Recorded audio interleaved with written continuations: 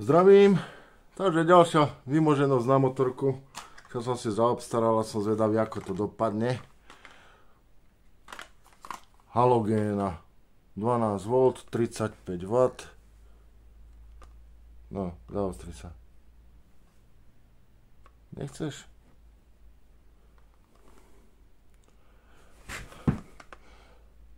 A to je vedľajšie. Takže svietivosť s normálnou 45-kou je toto, diaľkové.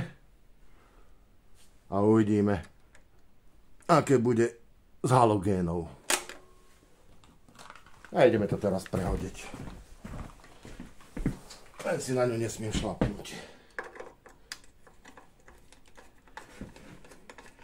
Dobre, chvíľočku to potrvá. Hlavne sa nesmiem dotknúť banky, aby sa neporúčala. Takže... No, poď dole. Žiarovka. Dobre. No, nejaká teplá. Už však svietila. Dobre, teraz aby som si ju dal správne. Pôjdeš tam. Výborne. Je tam.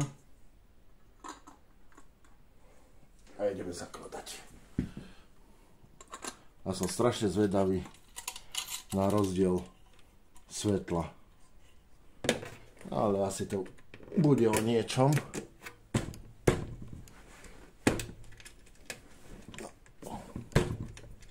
Sadni na miesto. Dobre. Dotiahnuť šroubík.